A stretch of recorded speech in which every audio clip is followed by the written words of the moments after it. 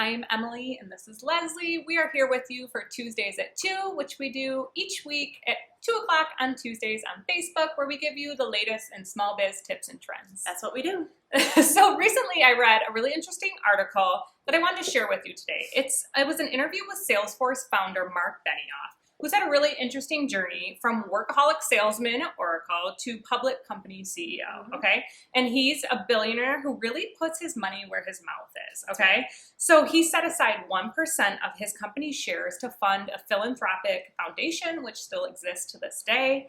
He gave all of his employees time off each year to volunteer. He's donated to causes for homelessness, education, and children's hospitals around the world. So he's really an amazing person. And in this interview, he brought up a term that I never heard before called new capitalism, okay? So I Googled it and was fascinated, and we decided to share it with you today.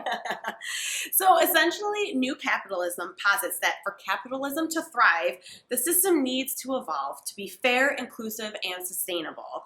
Now, traditional capitalism is all about trade and industry controlled by private owners for profit rather than the state, so it's profit, profit, profit. New capitalism keeps the power in the private owner's hands, but maintains that profit cannot come at the expense of fairness and equality. So fairness, equality, sustainability, good. Profit, good, but not at the expense of the other. So new capitalism is not socialism. It's more of an altruistic and inclusive economic model. And experts say moneyed interests have encouraged trends that fuel inequality and resentment, right? These include attacks on organized labor, rising concentrations of corporate power, soaring pay for executives, and trade policies that have protected elites while putting blue-collar workers at risk. So all of this, coupled with the legacy of the Great Recession, has shaped a younger generation, right? They're eager for economic change, and their collective voice may be large enough to have some impact, right? Many millennials appear to be more interested in tempering capitalism than replacing it, right? It's this age group that's more supportive of this new capitalism concept. Right. So while capitalism in the traditional sense is nowhere near dead, it is evolving. And there are numerous examples of new capitalism ideals in practice already.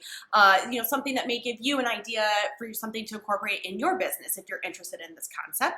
So one big one is Patagonia and its founders' commitment to regenerative farming, paying small farms a premium to supply it with sustainably grown cotton. It's pretty cool. Yeah, Another more simple example is a restaurant that pays its workers a living wage. So this is kind of a heavy economic class topic, but it's fascinating.